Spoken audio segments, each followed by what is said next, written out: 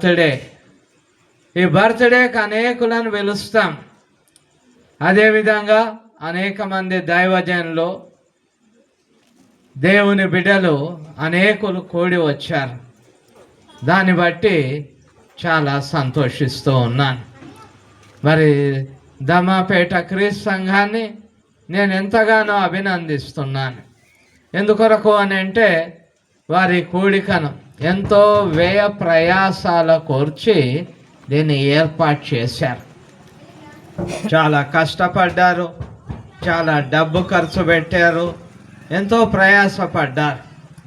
మరి ప్రత్యేకించి దేవయ్య గారిని నేను అభినందిస్తున్నాను.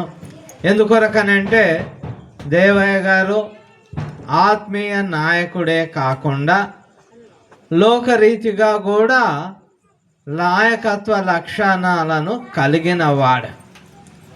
ఈ సంఘం ద్వారా మరి సువార్థికులు వెళ్ళి ఆయా చోట్లలో దేవుని సంఘాన్ని ప్రారంభించారు. అంత్యోకయ సంఘంలో ఏ విధంగా అయితే మరి అనేకులు ఉండి, అందులో పౌలు బర్నబాలు ఉండి అనేక చోట్లకు వెళ్ళినట్టుగా ఇక్కడి నుండి సంఘంలో నుండి వెళ్ళడం చాలా సంతోషం. ప్రతి సంఘం ఆ విధంగా ఎదగాల. ఎదిగి ఇక్కడి నుండి సంఘము ద్వారా సువార్త ప్రకటించబడాలి. ఎఫెసీ పత్రికలో మనం చూస్తాం, 3వ అధ్యాయంలో చూస్తే, సంఘము ద్వారా తన నానా విధమైన జ్ఞానం తెలియబడవలనని ఉద్దేశించి, దేవుడు సంఘం ద్వారా తన జ్ఞానం తెలియబడాలన్నాడు. కాబట్టి అదేవిధంగా ఈ సంఘం నుండి అనేకులు వెళ్ళడం చాలా ఆశీర్వాదకరం, సంతోషకరం. ఎంతో గొప్పగా ఈ ఏర్పాట్లను చేశారు. పోయిన సంవత్సరం కూడా ఇక్కడికి రావడం జరిగింది. ఆ రోజున ఒకరోజు సువార్త కూడిక జరిగింది. ఇరుకు మార్గాన్ని గురించి ఆ రోజు మాట్లాడమన్నారు. ఆ రోజు ఇరుకు మార్గాన్ని గురించి తెలియజేయడం జరిగింది. ప్రియులారా, ఈరోజు మనం దేవుని ప్రేమను గురించి కొన్ని విషయాలను తెలుసుకుందాం. ప్రియులారా, బైబిల్ అంతా కూడా ప్రేమ మీద ఆధారపడి ఉన్నది. యోహాను సువార్త 3వ అధ్యాయం 16వ వచనంలో చూస్తే బైబిల్లో ప్రాముఖ్యమైన వచనం, దేవుడు లోకమును ఎంతో ప్రేమించెను. దేవుడు లోకాన్ని అంటే లోకంలో ఉన్న మానవులందరినీ ప్రేమించాడు. ప్రియులారా, చూడండి, ఈ లోకం అంటే మనం చూస్తున్న భూమి ఆకాశాలు, ఇవి కూడా మానవుని కొరకు దేవుడు సృష్టించాడు.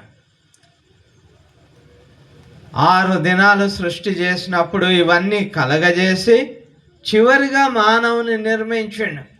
ఎందుకొరకనంటే మానవుడి లోకంలో సంతోషంతో నెమ్మదితో బ్రతకాలని కావలసినవన్నీ సిద్ధపరచండి.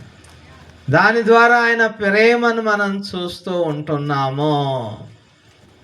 ప్రేమైన దేవుని బిడ్డలారా, అందువల్ల దేవుడు లోకమును ఎంతో ప్రేమించెను అనే మాట మనం గ్రహిస్తూ ఉన్నాం.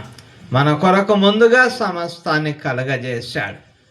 ప్రేమైన దేవుని బిడ్డలారా, అంతేకాకుండా ప్రేమ కలిగినటువంటి దేవుడు తన ప్రేమను ఈ లోకానికి రావడం ద్వారా చూయించాడు. ప్రియులారా, మనం యోహాను రాసిన మొదటి పత్రికలో 4వ అధ్యాయంలో మనం గమనించినట్టయితే ఇక్కడ యోహాన్ ప్రభువుతో ఉన్నటువంటి ప్రియమైన శిష్యుడు, ఎల్లప్పుడూ ఆయనతో ఉన్నవాడు, కొన్ని సందర్భాలలో ఆయన రొమ్మున ఆనుకొని ఉన్నవాడు. ఆయన దేవుని గురించిన విషయాలు 7వ వచనం నుండి రాస్తూ ఉన్నాడు. ప్రియులారా, మనం ఒకరినొకడు ప్రేమింతాం, ఏలయనగా ప్రేమ దేవుని మూలముగా కలుగుచున్నది.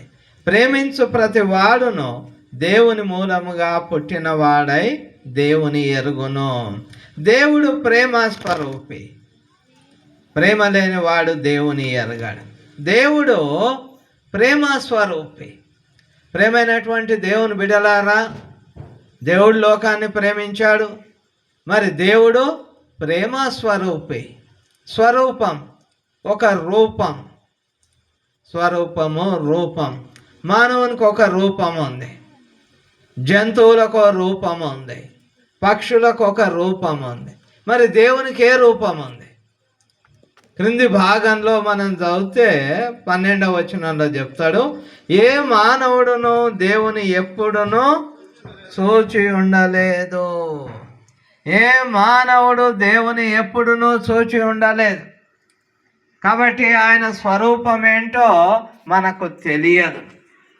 యేసు ప్రభువారు లోకానికి వచ్చినప్పుడు ఆయన శరీరధారిగా నరావతారిగా మన మధ్యలోకి వచ్చాడు. కాబట్టి మానవునిగా ఉన్నప్పుడున్న ఆయన స్వరూపాన్ని, ఆ పటాలను మనం చూస్తూ ఉన్నాం.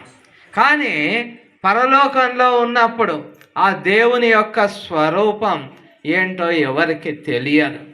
ఇదే యోహాను ఆయన పరలోకానికి వెళ్ళినప్పుడు మరి మనం గమనించినట్టయితే ఆ ప్రకటన గ్రంథంలో దేవుని పరలోకానికి వెళ్ళినప్పుడు అక్కడ మరి దేవుని పోలిన వారిని చూచాడు.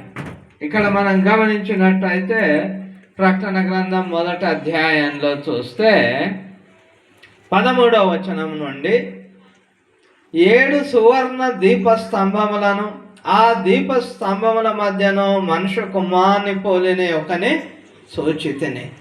ఆయన తన పాదముల మట్టుకు దిగుతున్న వస్త్రం ధరించుకొని రొమ్మునకు బంగారు తట్టు కట్టుకొని ఉండేను.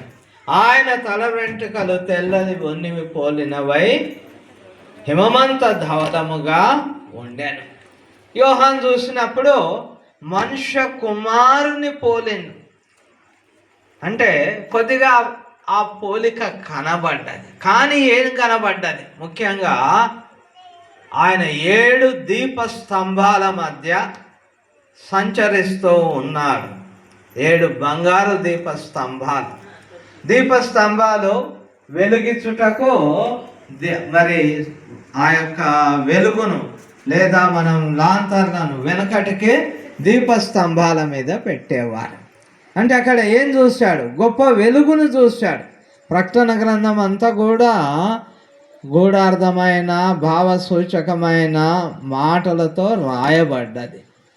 అంటే 7 సువర్ణ దీపస్తంభాల మధ్య ఆయన ఉన్నాడని కాదు, కానీ మహా వెలుగును చూశాడు యోహాను. ఆ వెలుగులో ఆయన దేవుని పోలిక, మనుష్య కుమారుని పోలికను చూశాడు. కాబట్టి ఏ మానవుడు ఎప్పుడు సంపూర్ణంగా దేవుని చూడలేదు. అయితే దేవుని రూపమేమై ఉన్నది? ఎట్లున్నాడు దేవుడు? ఏ విధంగా ఉన్నాడనంటే, దేవుని రూపాన్ని తెలుసుకోవాలంటే ఒకటే మనం అర్థం చేసుకోవాలి. 1 యోహాను 4:8 చెప్పినట్టుగా దేవుడు ప్రేమ స్వరూపి. ప్రేమనే ఆయన రూపం. ఆ ప్రేమ ఆయన రూపమై ఉంటున్నది. కాబట్టి ఆయన ప్రేమ ద్వారా ఆయనను మనం తెలుసుకుంటూ ఉన్నాం. కాబట్టి ప్రియులారా, ప్రేమ స్వరూపి అయిన దేవుడు, ప్రేమ కలిగిన దేవుడు. ఆ ప్రేమ కలిగిన దేవుని ప్రేమను మనం అర్థం చేసుకోవాలా? ప్రియులారా, ఆయన ప్రేమ ఎంత గొప్పది! ఇక్కడ క్రింది భాగంలో మనం గమనించినట్లయితే ఇక్కడ మనము 10వ వచనం, మనం దేవుని ప్రేమించితిమని కాదు, తానే మనల్ని ప్రేమించి మన పాపములకు ప్రాయశ్చిత్తమై ఉండుటకు తన కుమారుని పంపాను. ఇందులో ప్రేమ ఉన్నది. ప్రేమ ఎలా ఉన్నది? దేవుడు తన కుమారుడైనటువంటి క్రీస్తు ప్రభువు వారిని లోకంలో ఆ ప్రేమ కనబడుతున్నది. మనం ప్రేమించితమని కాదు, మనం దేవుని ప్రేమించకపోయినా దేవునికి దూరంగా గొర్రెల వలె ఉన్నా ఆయన మన కొరకు వచ్చి ఆ యొక్క యేసు ప్రభువు వారు తన ప్రాణం